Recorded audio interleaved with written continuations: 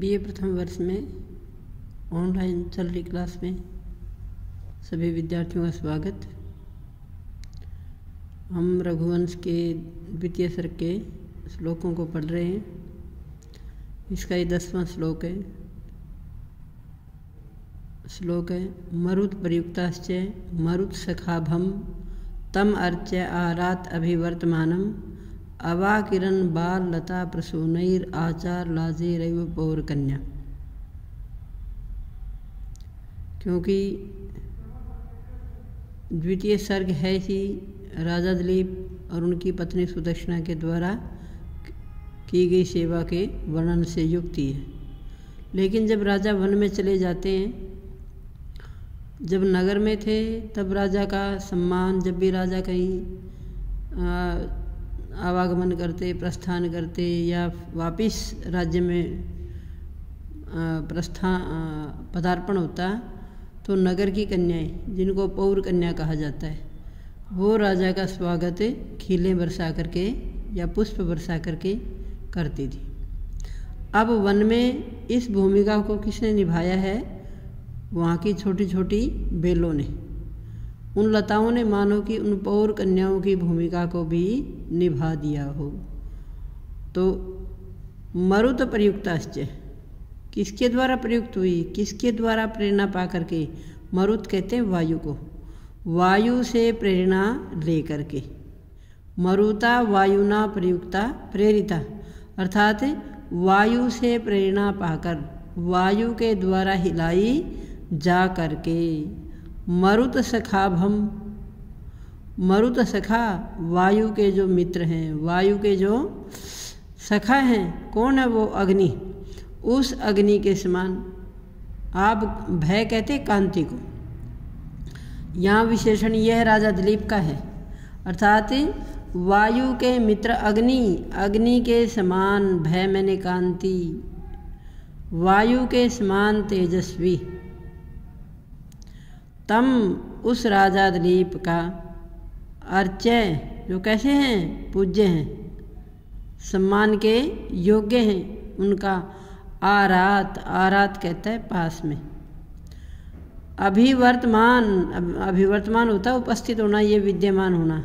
वहाँ विद्यमान किसने? बाल लता, उन छोटी छोटी लताओं ने, उन छोटी छोटी बेलों ने क्या किया है? प्रसूनई, प्रसून कहते हैं फूलों को, फूलों की वर्षा करके। प्रसूनई अवाकिरण, मानो कि फूलों को बरसाना शुरू कर दिया, फूल बरसा करके राजा का स्वागत कर दिया। किसकी भांति?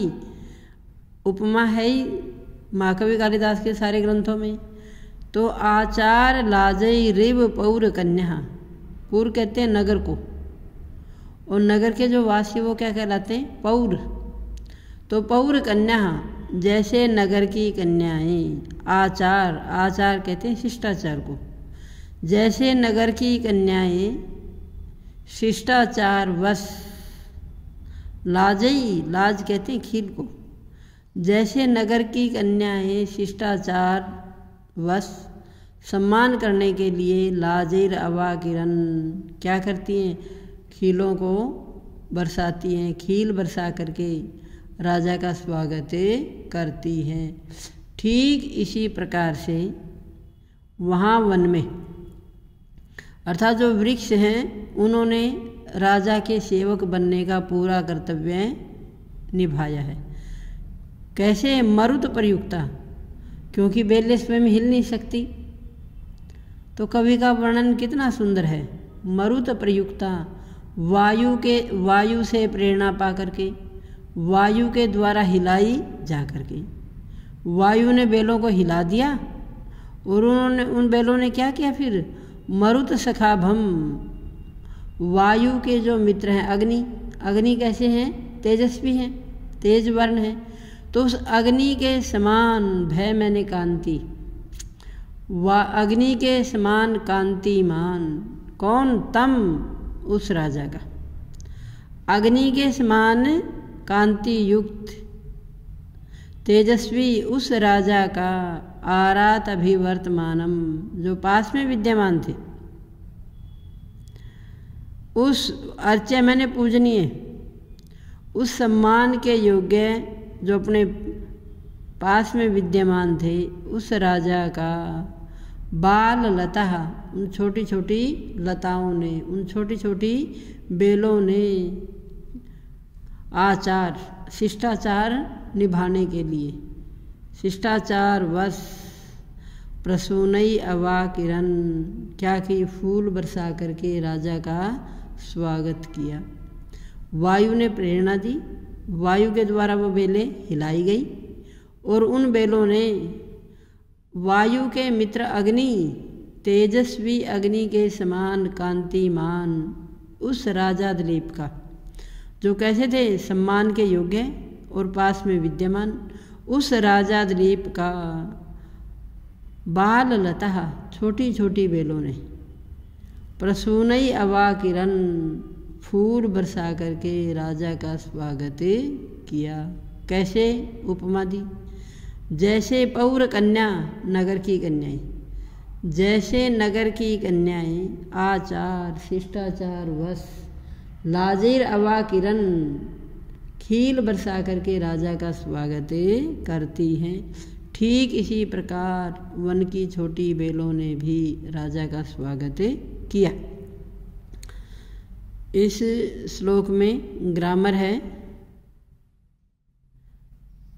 तम, तद शब्द द्वितीय विभक्ति एक वचन, अवाकिरन, अव उपसर्ग, आ उपसर्ग, क्रिय धातु और यहाँ पर लुट प्रत्यय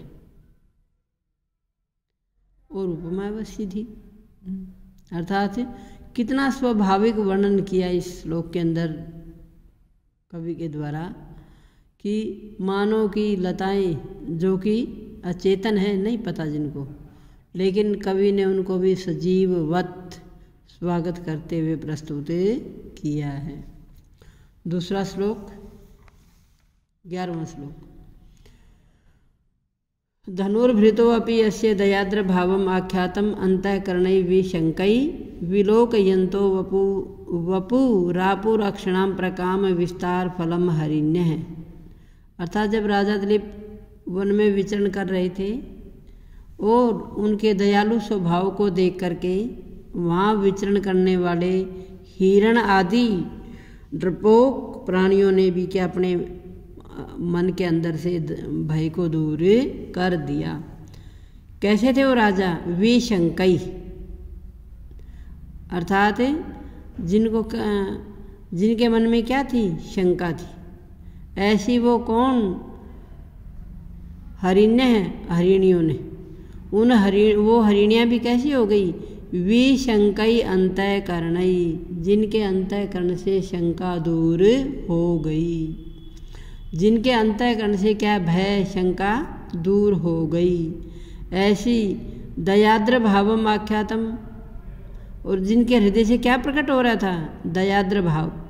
दया से आद्र कहते हैं गिला, अर्थात दया से जिनका हृदय बहुत नम्र बन चुका था, ऐसे नम्र हृदय वाले या अपने हृदय में दया के भाव को प्रकट करने वाले उस राजा दिलीप, अर्थात धनुर्धर, धनुर्भृतो, धनुष को धारण करने वाले, अपि अस्य राजा दिलीप, इस राजा दिलीप के, धनुर्धारी इस राजा दिलीप को कौन?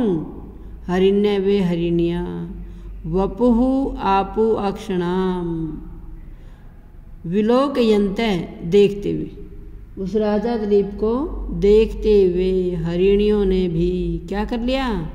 अक्षणाम, अक्षण कहते हैं नेत्रों को, आँखों को, अर्थात अपनी आँखों को, अपने नेत्रों को प्रकाम विस्तार फलम, आँखों को अत्यधिक विस्तार को प्राप्त कर लिया, अर्थात पूरी आँखें खोल करके देखा, अर्थात उनके मन में किसी प्रकार का कोई भय नजर नहीं आया।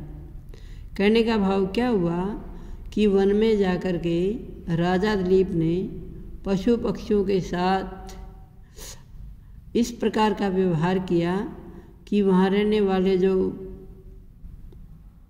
हिरण आदि जो डरपोक प्राणी होते हैं उन्होंने भी अपने डर को दूर कर लिया, अर्थात राजा के हृदय में डर का भाव नहीं दिखाई दिया, अपितु दया का भाव देख करके उन्होंने भी अपने डर को क्या है दूर कर दिया। सीधा भाव इसका क्या हुआ कि जो हरिणियाँ थी वो विशंकई अंतःकरणई, उनके अंतःकरण से क्या है शंका दूर हो गई, वो आराम से विचरण कर रही थी। और इतना ही नहीं, आराम से विचरण करते हुए दयाद्र भाव आख्यातम, दया के भाव को प्रकट करने वाले अस्य धनुर्भृत है, इस धनुर्धारी इस राजा दिलीप के वपुः शरीर को अक्षणाम, उन राजा दिलीप के शरीर को देखने विलोकयन्ते, वपुः विलोकयन्ते, राजा दिलीप के शरीर को देखते हुए क्या क्या उन्होंने अक्षणा प्रकाम विस्तार फलम आपुः, अपनी आँखों के विस्तार फल को प्राप्त कर लिया। सीधा भाव इसका ये हुआ कि राजा दिलीप के अंदर उनके हृदय में दया के भाव को देख करके जो हिरणियाँ थी वहाँ विचरण कर रहे थे वन में, वो डरे नहीं, अपितु शांत भाव से राजा को देखते रहे, डर करके वहाँ से भागे नहीं। इस श्लोक में ग्रामर है अपय धनुर्भृतो अप्यस्य, अपि अस्य, यहाँ यण संधि है, अस्य मैंने इदम षष्ठी का एक वचन है ये। आख्यातम, यहाँ आ उपसर्ग, ख्या धातु कत प्रत्यय है। विलोकयन्ते, वि उपसर्ग लोक धातु विलोकयन्ती, लोकयन्ती शब्द है ये।